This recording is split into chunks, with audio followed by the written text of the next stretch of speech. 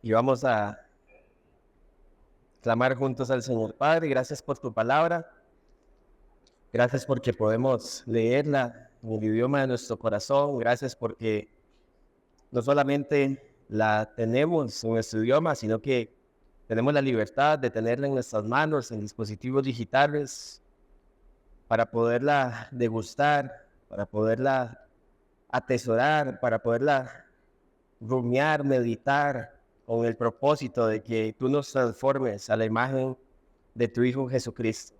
Señor, que tu palabra una vez más venga a hacer la obra que nosotros no podemos hacer por nosotros mismos, ponga convicción de pecado en nuestras vidas, que ponga un sentido de urgencia de atender tus mandatos, de atender tus palabras y que podamos gozarnos en ellos. Tú sabes lo que es mejor para tus hijos e hijas, aun cuando nosotros, Señor, o el mundo digan algo distinto, tú siempre sabes que es lo mejor, porque tus caminos siempre son mejores que los nuestros. Así que guíanos con tu Espíritu Santo, te lo pedimos en el nombre de Cristo Jesús. Amén. Ya. Bien, como pueden ver, hoy tenemos nuestra segunda concientización misionera del año y vamos a repetir juntos uno de los lemas que como iglesia intentamos recordar, y es que si Dios está en misión, su iglesia también. A la cuenta de 3 vamos a decirlo juntos. 1, 2, 3. Si Dios está en misión, su iglesia también. Y quiera el Señor que esa sea nuestra realidad. Tengo una pregunta para los chicos y chicas que están acá arriba esta mañana. Imaginen que hay un pueblo lleno de personas muy malas, que hacen cosas muy malas. Y papá y mamá les dicen, chicos y chicas, tienen que ir donde las personas malas de ese pueblo y tienen que decirles que si no se arrepienten de su pecado, van a morir eternamente. Esa es la tarea que papá y mamá les están dejando. ¿Cómo se sentirían con esa tarea, chicos, sabiendo que hay gente muy mala en ese pueblo? Esteban. No tendrían muchas ganas de ir, ¿verdad? Ok, chico obediente. Sin ganas, pero voy. ¿Alguien más? ¿Qué más? ¿Qué más sentirían de tener que ir a un pueblo de gente muy mala a decirles algo tan fuerte? ¿Qué creen que esa gente haría? ¿Cómo reaccionaría cuando ustedes les digan que están en pecado? Se sentiría nerviosa, por supuesto. No es para menos, yo creo que todos nos sentiríamos igual, ¿cierto?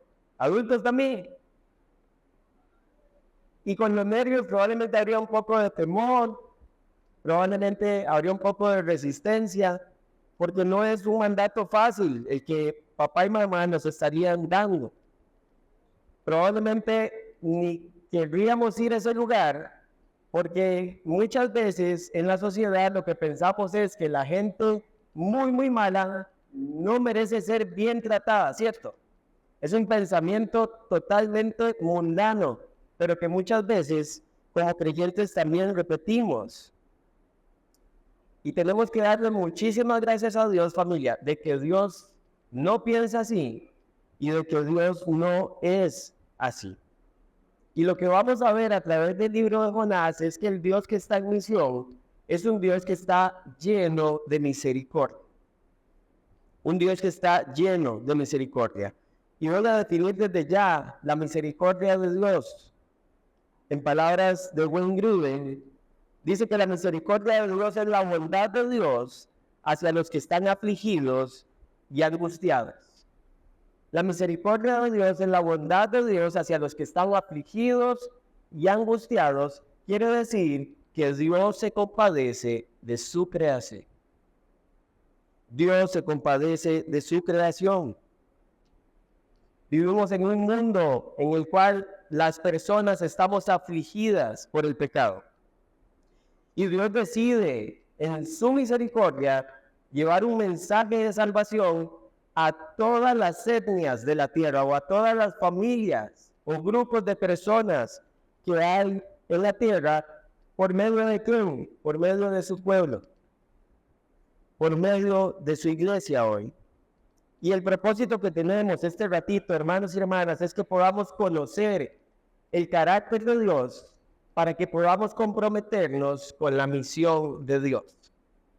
Conocer el carácter de Dios para comprometernos con la misión de Dios. Y tenemos un único punto que va a encerrar el hilo conductor de la historia y está en pantalla. Y dice, Dios en su misericordia llama a pecadores de todas las etnias al arrepentimiento. Dios en su misericordia llama a pecadores de todas las etnias al arrepentimiento. Y si algo es evidente en el libro de Jonás, es que Dios en su bondad decide dar misericordia, pese a que las personas lo que merecíamos era su juicio. Y eso es evidente en toda la escritura y también lo vemos en Jonás. Como leímos en el capítulo 1, versículo 2, el libro nos muestra que Jonás está llamado a ir a Nínive. Y sabemos por la historia bíblica y también por la historicidad, que Nínive era una de las grandes ciudades del imperio asirio. Era una de las ciudades reales. Hubo épocas de la historia donde incluso fue la capital del imperio asirio. Se cree que en la época de Jonás no era la capital, pero seguía siendo una ciudad muy, muy importante para este imperio. Actualmente la podríamos ubicar en el mapa donde está la ciudad de Mosul, al norte de Irak. Y actualmente ahí es donde podríamos ubicar a Nínive, en las llanuras de Nínive, donde hoy actualmente es la nación de Irak. Y la misión de Jonás era clara. Él tenía que proclamar, tenía que anunciar un mensaje de juicio a esta nación. Y la razón por la que tenía que...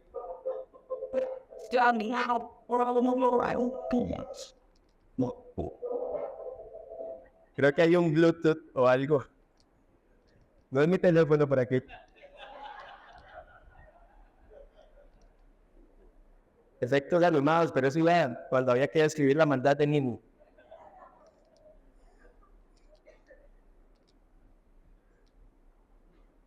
Sí, yo creo que ya lo controlamos, ¿sí? Muy bueno. Entonces, como le dije, la misión era proclamar. Y la razón es porque la maldad de los ninivitas había llegado a tal punto que Dios ya no la podía tolerar. Ya la maldad era tan evidente que Dios no podía ignorar en su paciencia más tanto pecado de la nación de Asiria. Y si bien el texto no nos dice de forma específica la maldad que se estaba practicando, sabemos también por la historia que los ninivitas eran idólatras, sabemos que los ninivitas eran crueles, tenían una forma de conquista y de ¿cómo se llama?, de aniquilar a sus enemigos bastante sanguinaria. Y probablemente si eso es lo que se ve en la superficie de la descripción de Asiria, podemos estar seguros que practicaban toda clase de pecados. Al punto que Dios dice, yo no puedo ignorar más el pecado de Asiria. Su comportamiento era moralmente censurable. Y eso queda claro con lo que Dios está proponiendo hacer. Pero acá es donde vemos la misericordia de Dios, hermanos. Porque Dios, en vez de destruir Nínive, como una vez simplemente llegó a destruir Sodoma y Gomorra, Él envía a Jonás para advertir a la nación del juicio venidero, con un propósito, que los ninivitas se arrepintieran. Porque aunque explícitamente el texto no dice que les predicara juicio y arrepentimiento, sí vemos que por la reacción de los ninivitas estaba implícito que el mensaje lo que estaba esperando lograr era que se arrepintieran de su pecado y se volvieran al Dios del cielo y de la tierra. Y ahí es donde vemos en primera instancia, vemos una de las primeras escenas donde Dios está mostrando misericordia. Quiere llamar arrepentimiento a Nínive. Pero no se queda ahí, hay más. En 1:16 nos muestra que la tripulación del barco con destino a Tarsis, después de ver el poder de Dios en medio de la tormenta que se había desatado, producto de la desobediencia de Jonás, temieron en gran manera, dice el versículo 16, al Señor. Ofrecieron un sacrificio al Señor y le hicieron votos. Sabemos por capítulo 1, versículo 5, que los marineros de la tripulación eran idólatras. Dice que cada uno, en ese susto que estaban teniendo, estaba clamando a su Dios. Y sabemos que ninguno tenía el mismo Dios que Jonás, que por cierto estaba dormido. Y sin embargo, Dios usa esta circunstancia para llevar a la tripulación a temer a Dios en medio de la tempestad, en medio de darse cuenta de la mala acción de Jonás, de estar huyendo de Dios.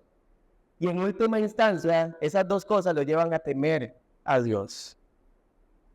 Vean lo que escribe un comentarista que se llama David Ford. Dice, habían sido testigos la tripulación de su poder, severidad y gracia. Habían reconocido su autoría de la tempestad. Le habían invocado y él los había salvado de una muerte segura. También habían visto su juicio sobre Jonás, a quien en aquellos momentos suponían muerto. Ciertamente este Dios hacía lo que quería, como dice en 1:14. Era inevitable que su respuesta inmediata, la de la tripulación, fuera empezar a temer a Jehová. Y vemos acá otra muestra de la misericordia, de la bondad de Dios hacia las personas que están afligidas por el pecado, porque Dios mostró misericordia a la tripulación del barco y ellos creyeron. Y esto era solamente un anticipo de lo que ya Jonás iba a experimentar cuando llegara a Nínive. Porque así como la tribulación del barco terminó el Señor y creyó, los ninivitas también iban a hacer lo mismo. Iban a temer al Señor e iban a creer en Él. Pero no termina ahí la historia de la misericordia de Dios. Porque el mismo Jonás, siendo su profeta, fue receptor de esa misericordia también. Leímos en el capítulo 1 que por su desobediencia fue echado al mar. Y a veces imaginamos que, ¿verdad? Porque los dibujos que vemos para colorear, cae Jonás al mar y el pez ya está arriba, ¿verdad? Con la boca abierta. Pero si leyeron cuidadosamente capítulo 2, lo que describe Jonás de una forma poética es que él descendió hasta lo profundo del mar. Él no estaba ahí nadando con la cabecita arriba a ver quién lo salvaba. Las olas le habían pasado por encima. Vea conmigo nada más de nuevo el versículo 6 del capítulo 2. Dice, descendí hasta las raíces de los montes. La tierra con sus cerrojos me ponía cerco para siempre. Pero tú sacaste de la fosa mi vida, oh Señor, Dios mío. Y estando este hombre probablemente en las profundidades del mar, Dios dispone un pez, capítulo 1, versículo 17, ¿para qué? Para que se tragara a Jonás y pasara ahí 3 días y 3 noches.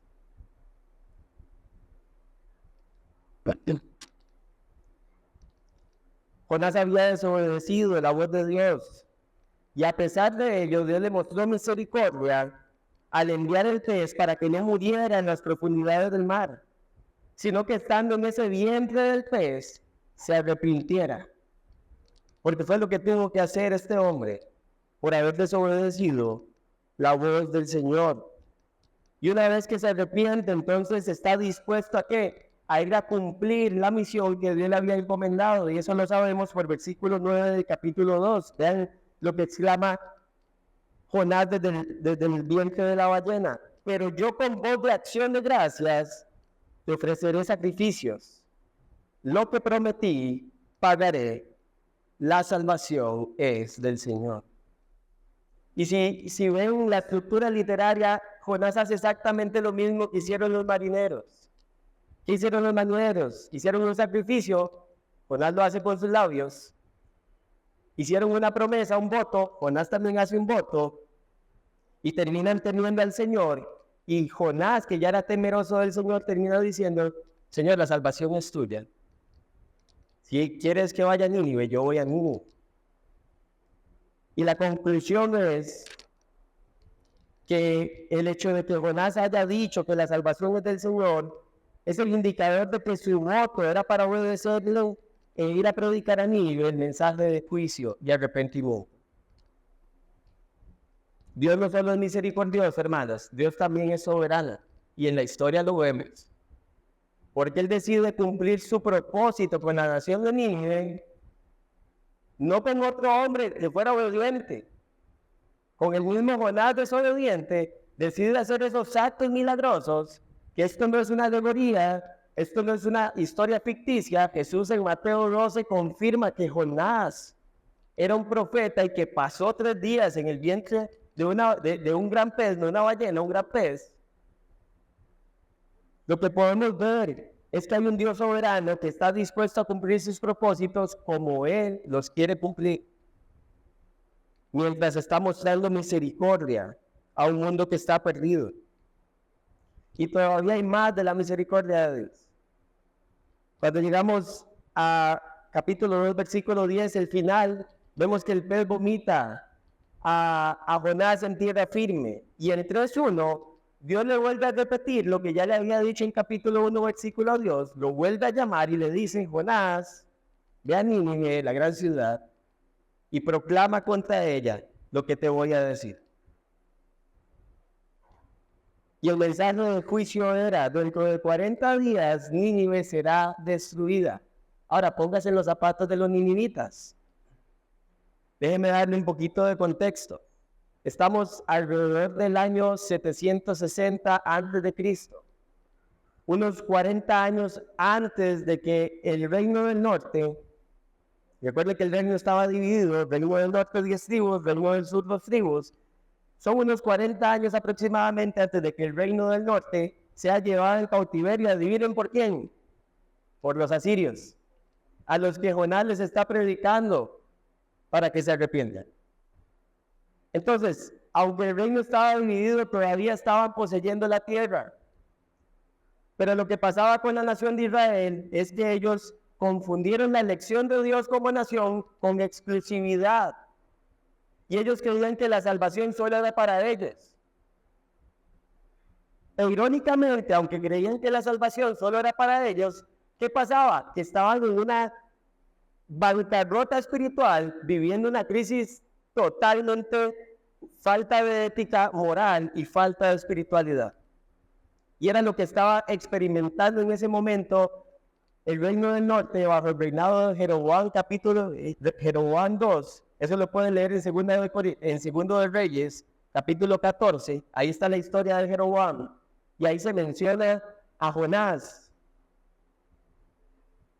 Y lo que vemos es que hay una resistencia de una nación que creía que era una salvación exclusiva a compartir el mensaje de un Dios cuyo carácter es misericordioso con una nación distinta.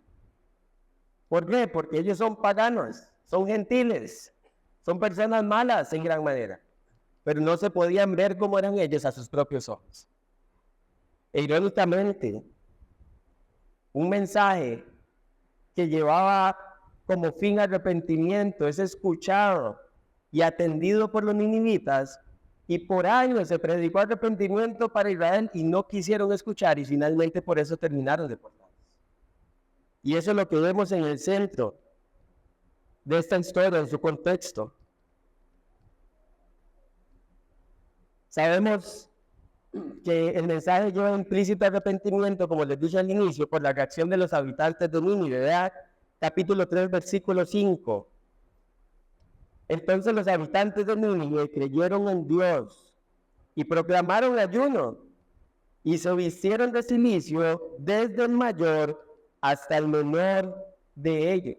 Y si siguen leyendo, toda la nación, incluido el rey, entraron en un arrepentimiento y en una actitud de arrepentimiento. Vea que el texto dice que no solamente creyeron en Dios, dice que ayunaron y dice que se vistieron de luto. Ahora, en el mundo antiguo, las personas hacían estas cosas para expresar externamente un profundo arrepentimiento y dolor. Esto lo que quería era hacer manifiesto a los ojos de los demás, no solamente que en sus mentes estaban convencidos de que tenían que creer en Dios y que habían pecado contra Dios, sino que externamente tenían que demostrar que así era como se sentían por dentro. Para los que les gustan las cosas del contexto cultural, el cilicio era una tela gruesa y bastante tosca que en la mayoría de los casos se hacía de pelo de cabra. Entonces, imagínense ponerse un vestido de cilicio, de pelo de cabra, lo incómodo que podía ser para ellos. Y era la forma en la que ellos manifestaban ¿qué? Arrepentimiento y dolor, estaban en duelo. ¿Por qué? Porque el Señor había dicho que iba a destruirles. Y hasta ese momento ellos no estaban seguros si el arrepentimiento era suficiente para evitar la destrucción. Pero estaban haciendo lo que creían conveniente para mostrarle al Señor que realmente estaban arrepentidos. Y no solamente se cubrieron los hombres, sino que también se cubrieron los animales. Y el Señor les dice, el rey de Nínive les dice, y clamen a Dios con fuerza, y vuélvanse cada uno de su mal camino y de la violencia que hay en sus manos. Y una vez más reafirma la necesidad de arrepentimiento.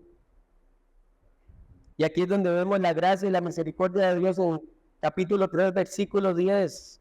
Dice el texto que cuando Dios vio sus acciones, que se habían apartado de su mal camino, entonces Dios se arrepintió del mal que había dicho que les haría y no lo hizo. Y cuando el texto dice que Dios se arrepintió, es porque al ver el arrepentimiento de los ninivitas, literalmente Dios aplaca su ira y entonces decide mostrar gracia. Voy a volver a repetir eso. Cuando el texto dice que Dios se arrepiente, sabemos que Dios no es como el hombre, ¿verdad? Dios no miente ni es hijo de hombre para que se arrepienta. La escritura no lo dice. Lo que quiere decir es que Él aplaca su ira y decide mostrar gracia a personas que están practicando arrepentimiento, en este caso, los habitantes de Nínive. Y Dios mostró misericordia al mostrar su bondad con el mensaje de arrepentimiento llevado por Jonás, pero también mostró su gracia al mostrar su bondad perdonando ¿qué? A pecadores que merecían su juicio, porque Él así lo había dicho. Y no solo a los pecadores, sino a toda su creación. Porque vea cómo termina el capítulo 4, versículo 11, dice, y no he de apiadarme yo de Nínive, la gran ciudad en la que hay más de 120,000 personas que no saben distinguir entre su derecha y su izquierda, y ojo, y también muchos animales. Y Dios extiende su bondad a su creación, de forma salvífica a los seres humanos, pero preservando también la vida de los animales. Y vemos una cosa más en la historia con respecto al carácter de este Dios misericordioso. Y es que el mismo Jonás, al final del libro, lo que nos da es lo que estamos nosotros viendo escena por escena de la misericordia de Dios. Y está en el capítulo 4, versículo 3. Y vean lo que dice Jonás del carácter de Dios. Yo sabía que tú eres un Dios clemente y compasivo, lento para la ira y rico en misericordia, y que te arrepientes del mal anunciado. Y Jonás lo que hace es citar las palabras mismas de Jehová pronunciadas en el monte Sinaí cuando pasa delante de Moisés en Éxodo 34, capítulo 6. Y parafrasear de alguna forma este mismo pasaje, que es el carácter revelado por Dios, no el carácter interpretado por los israelitas, sino comunicado por el mismo Dios y que estaba siendo evidente para el profeta. Y vemos al menos cuatro cosas del carácter de Dios que nos podemos ver también en el Éxodo 34:6. Lo primero que dice es que es clemente. Cuando hablamos de clemente es que Dios es gentil, está dispuesto a extender su bendición. Y es lo que nos comunica la palabra. También dice que es compasivo. Tiene que ver con su misericordia, al mostrarle precisamente bondad a personas afligidas y angustiadas. También dice que es lento para la ira. Y esto de ninguna forma, hermanos, significa que no castigará el pecado o que es permisivo. Tampoco significa que su paciencia es infinita. Quiere decir que no se apresura en dar su merecido al pecador. Y que su paciencia, que es incomprensible para nosotros, Él espera a que las personas procedan al arrepentimiento, aunque mientras no lo hagan, siguen siendo merecedoras del justo juicio de Dios. No podemos comprender la paciencia de Dios. Es incomprensible para la mente humana que Dios sea tan paciente con nosotros y tan misericordioso con nosotros, siendo pecadores, y Él siendo un Dios santo. Y lo último que vemos es que es rico en misericordia. Y esta palabra misericordia se distingue un poco de compasivo en el contexto, porque comunica que su bondad y su amor son abundantes. Y ese amor, el amor de Dios, es el único amor que está dispuesto a dar lo mejor de sí, aunque los demás no lo merezcan. Por eso manifiesta su bondad por medio de su amor.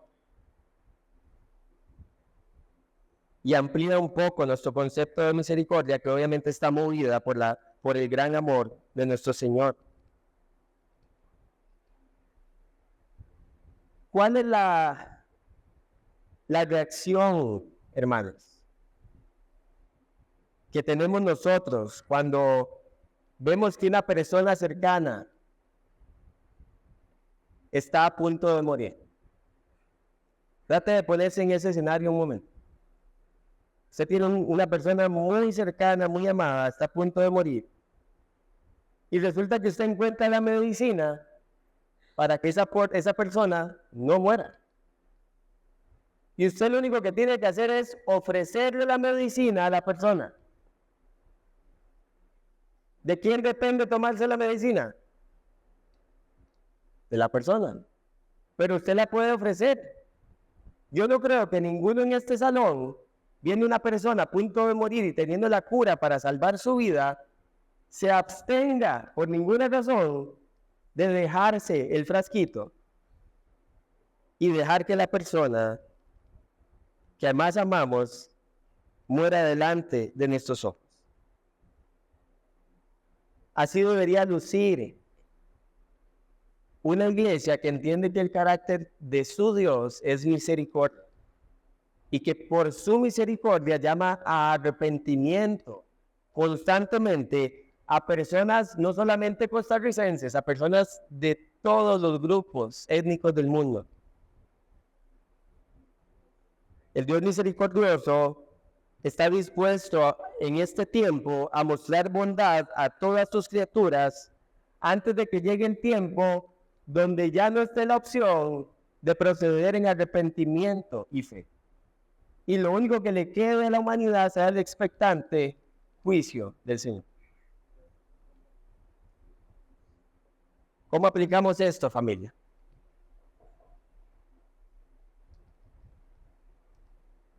Podríamos decir muchas cosas más de Jonás. Pero lo que es claro es que la historia de Jonás nos muestra que la gracia y la misericordia de Dios se manifiestan porque Él tiene un plan de redención. Y en este caso, con una nación gentil, una nación pagana. Es la primera vez que vemos a un profeta de Israel, no siendo profeta a su propia nación, sino siendo profeta a una nación pagana. Es impresionante el amor que Dios tiene por las naciones, que Israel no lo entendió. Y que creo que a veces como iglesia aunque decimos tenerlo más claro, en la práctica pareciera que tampoco lo entendemos.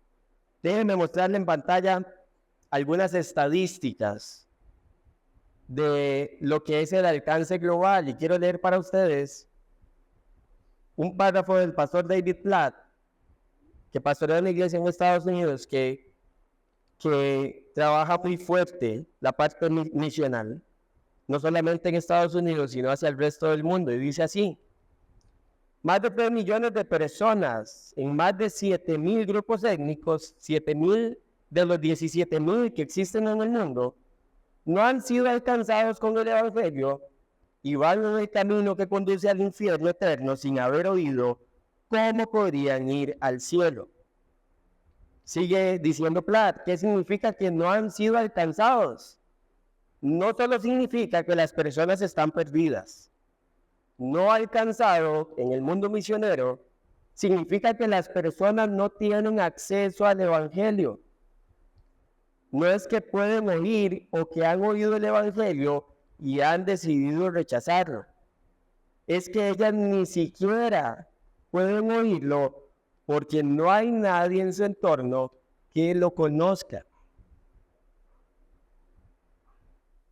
Y aquí es donde volvemos a caer en la realidad de un mundo caído, hermanos. Vivimos en un mundo globalizado. Y a pesar de la globalización, hay 7,000, más bien 3,000 millones de personas, de más de 7,000 grupos étnicos, que nunca han escuchado el Evangelio, ni siquiera una parte de él. No han tenido la oportunidad de que alguien llegue en el idioma de su corazón a decirles: arrepiéntanse porque el reino de los cielos se ha acercado.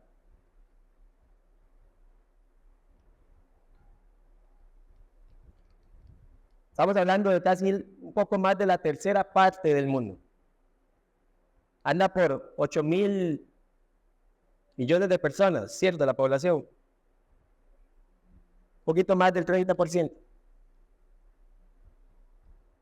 Y hay personas que no escuchan. Vean la siguiente diapositiva. Estas son estadísticas de organizaciones misioneras. El 3% de los misioneros van a lugares no alcanzados, que es lo que acabamos de ver anteriormente. El 97% van a lugares alcanzados o no evangelizados. No evangelizado es que sí hay ya presencia de cristianismo, en algún momento ha habido evangelismo o ha habido evangelio, pero ahora hay que evangelizar la nación, porque ya está totalmente secularizada. Pero vean, la mayoría de obreros no van a los no alcanzados, van a los países donde ya hay presencia de evangelio. En todo el mundo, el 87% de los musulmanes, hindúes y budistas no conocen personalmente a ningún cristiano. ¿Por qué? Porque precisamente son las naciones más cerradas, donde es más difícil que cristianos puedan ingresar a esos países, porque ingresar a esos países les cuesta la vida, probablemente. Porque hay mucho movimiento radical, en donde si usted no es seguidor de Buda o de Alá, usted simplemente es un infiel y le cortan la cabeza. Y lo otro es que los 1.900 millones de musulmanes del mundo solo tienen 5,000 misioneros. Un misionero por cada 400,000 musulmanes. Y lo alarmante es que Brasil, siendo una nación bastante cristianizada, en el año 2010 recibió 20,000 obreros, 20,000 misioneros. Brasil, que no tiene necesidad de recibir misioneros, porque el cristianismo ha crecido mucho. Y esa es una foto pequeña pero global de lo que estamos viendo del alcance del mundo por medio de la iglesia. Ahora veamos una pincelada del alcance local en Costa Rica. Y yo no quiero basar en una estadística de alguien, yo quiero que usted y yo hagamos nuestra propia estadística, y por eso hay 3 preguntas en pantalla. Primera pregunta: ¿cuántas personas he evangelizado en el último año? Respóndaselo usted con el Señor. Porque esa estadística revela qué tan activos estamos en la misión y qué tanto estamos haciendo por el alcance de las personas que no están en Cristo. La segunda pregunta es, ¿a cuántas personas he discipulado en el último año? Porque obviamente si yo evangelizo a alguien y viene a Cristo, lo puedo discipular. Y la tercera pregunta es, ¿sabemos lo que las personas más cercanas o que se mueven en nuestro círculo más inmediato creen? ¿Podríamos sostener una conversación con ellos identificando cuáles son sus creencias y cómo con el Evangelio podemos empezar a dialogar con ellos desde su creencia? Y esa última pregunta lo que demuestra es si realmente hay un interés genuino y una actitud de misericordia por las personas que están a nuestro alrededor, comenzando por la familia, vecinos, trabajo, amigos, iglesia local, etc. A la iglesia se nos fue dada la llamada Gran Comisión de Mateo 28, 19 y 20. Y el Señor nos dio un mandato de hacer discípulos. Y la implicación de hacer discípulos es que tenemos que ir a las naciones predicando el Evangelio que condena a los pecadores a menos de que se arrepientan y pongan su fe en Jesucristo como Señor y Salvador. Y solo cuando una persona pone su fe en Jesucristo como Señor y Salvador es que podemos hacer lo que dice Mateo, de enseñarle todas las cosas, a guardar todas las cosas que el Señor nos ha mandado.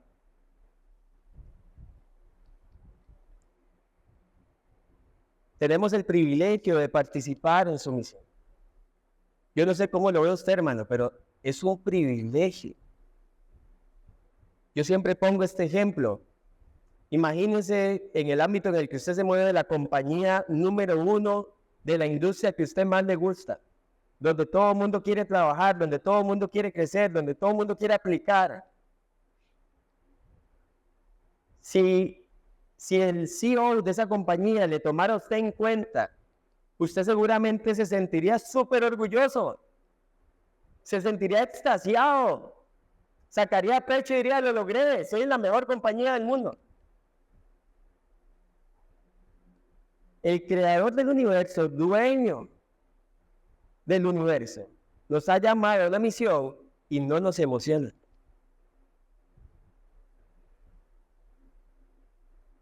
Y eso lo que demuestra es el concepto que tenemos de Dios. Vemos más grande a las personas exitosas que al mismo Dios, que es el dueño del universo y que es el dueño de nuestras vidas muchas veces.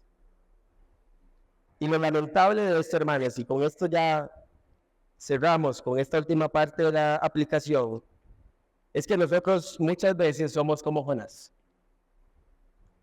Tan pronto escuchamos el mandato de ir a ser discípulos,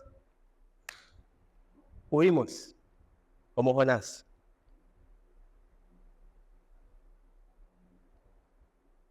También somos como Jonás en el barco, indiferentes, viendo que la tripulación del mundo está a punto de naufragar en una gran tormenta, y él durmiendo en la bodega del barco, pensando solamente en sí mismo. Y a veces así nos sentimos nosotros. El mundo se está yendo al infierno sin Cristo, sin Dios, y nosotros estamos durmiendo felices porque tenemos la tranquilidad de que ya la salvación es segura, omitiendo la responsabilidad que el Señor nos ha dado.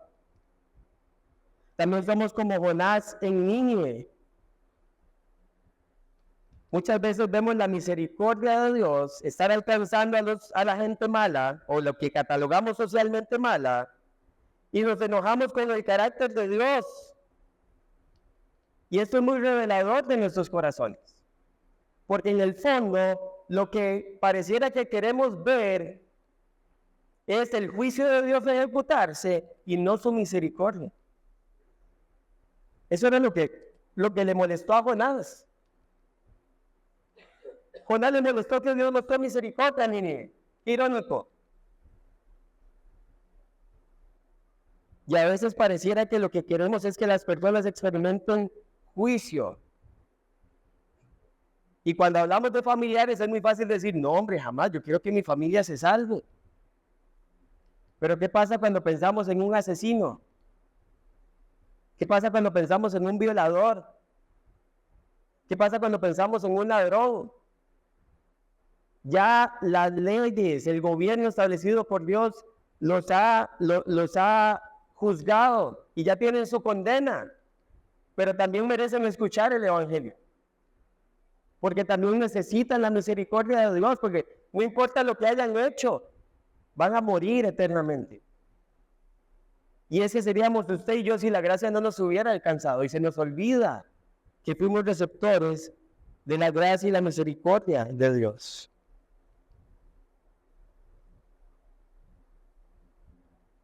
Y esa es la razón, hermanos, por las que muchas veces creo que no estamos mostrando misericordia al mundo. La razón es porque nos olvidamos de que nosotros recibimos misericordia. Y conforme pasan los años en la vida cristiana, empezamos a creernos buenos por nosotros mismos y empezamos a juzgar a los demás que no se comportan como nosotros mismos, olvidando que lo que somos hoy es solamente por gracia. Lo que practicamos hoy es solo por gracia. Y no hay un mérito propio en nada de ello. Se nos olvida Romanos 5:8, que somos buenos para recordarlo en el evangelismo. Pero Dios muestra su amor para con nosotros. Y esa muestra es un verbo presente, es una acción continua. Dios constantemente muestra su amor para con nosotros. ¿En qué? En que siendo aún pecadores, otra acción continua presente. Cristo murió por nosotros. Se nos olvida que no fue por algo que Dios vio, fue porque simplemente Él decidió amar y mostró su amor por medio del sacrificio de su Hijo. Se nos olvida también lo que dice Tito capítulo 3, versículos 4 y 5. Pero cuando se manifestó la bondad de Dios nuestro Salvador y su amor hacia la humanidad, Él nos salvó. Cuando se manifestó su bondad y su amor.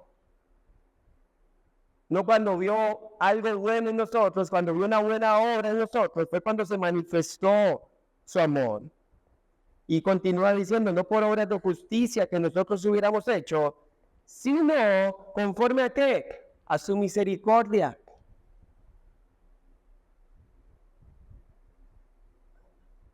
Y también somos como Jonás, familia, que solo quería servirle a Israel, pero no quería servirle a las naciones. ¿Cómo vemos eso en la iglesia? Muchas veces nosotros queremos servir dentro de estas cuatro paredes, pero no queremos ir a servir alcanzando a los perdidos. Y cuando digo perdidos, no piensen en ir a otra nación, piensen en su contexto. Piensen en la gente que no conoce a Cristo que está a su alrededor. Eso es lo que nos implica a nosotros como iglesia aquí en Costa Rica. Y por supuesto que podemos apoyar para alcanzar a perdidos en otras partes del mundo. Sí, amén, gloria a Dios. Podríamos ofrendar. Alguien de aquí un día podría salir. Pero hoy no es la realidad. Hoy la realidad es aquí, en nuestro contexto local. Y hay algo, hermanos. Si nosotros al recordar el carácter de Dios, no somos movidos a misericordia para ir a las culturas a predicar el evangelio, para ir a las personas a predicar el evangelio, yo no sé qué nos puede mover entonces. Porque si no nos mueve ver el carácter misericordioso de Dios y entender que ese carácter fue también aplicado a nuestras vidas, entonces, ¿qué nos va a mover? ¿Qué motor podemos tener para ir a hacer la misión que Dios nos ha encomendado? ¿Saben? Nosotros ya no necesitamos ir al otro lado del mundo a evangelizar musulmanes e hindúes. Aquí en Costa Rica hay un montón. La pregunta es, ¿quién de nosotros está dispuesto a aprender esa cosmovisión para poder ir a compartir el evangelio a estas personas? Que dicho sea de paso, muchos son costarricenses que se están convirtiendo del catolicismo e incluso del cristianismo evangélico al islam. Y no se pierda el estudio bíblico del jueves, porque el jueves vamos a tener un invitado que está trabajando con ese grupo en Costa Rica y nos va a contar esa realidad. No se lo pierda. Aparte el jueves a las 7 para que pueda estar. Y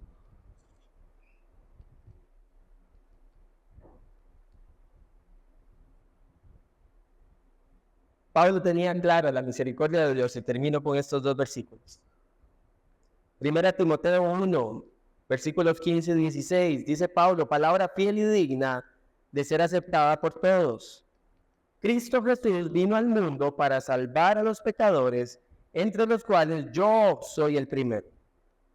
Sin embargo, por esto hallé misericordia, dice Pablo, para que en mí, como el primero, Jesucristo demostrara toda su paciencia como un ejemplo para los que habrían de creer en él para vida eterna. Pablo tenía claro que si alguien no merecía la salvación, y esa debería ser la perspectiva de todos, era él, porque fue perseguidor de la iglesia. Perseguía a Cristo, porque perseguía a su iglesia.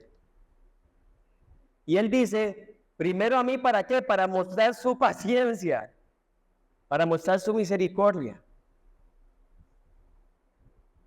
Y el otro pasaje que voy a leer es con el que nos enseñó la semana pasada de verdad, en primera de Pedro 2, 9 y 10. Y me voy a enfocar en la última parte del versículo 10. Dice, mas ustedes son linaje escogido, real sacerdocio, nación santa, pueblo adquirido por Dios, ¿con qué misión? Anunciar las virtudes de aquel que los llamó de las tinieblas a su luz admirable. Ustedes que en otro tiempo no eran pueblo, pero que ahora son pueblo de Dios. Y ve la última parte, que en otro tiempo no habían alcanzado misericordia, pero ahora han alcanzado misericordia. El carácter de nuestro Dios, hermanos, es misericordia. Mientras está el tiempo de salvación abierto. Porque un día ya no habrá más bondad. El tiempo de salvación se acaba cuando el Señor determina que se acaba y viene su juicio y ya no hay oportunidad más. Ya lamentarse es inútil. Lo que no hicimos, no lo hicimos.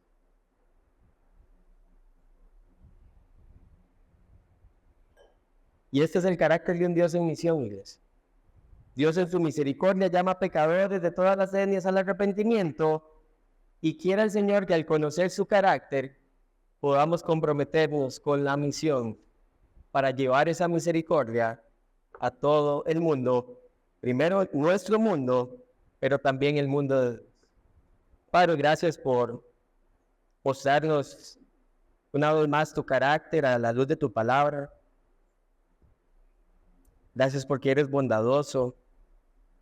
Gracias porque sin merecerlo, los seres humanos, tú muestras misericordia, no porque tienes que mostrarle misericordia al ser humano, sino porque de tu amor decides hacerlo.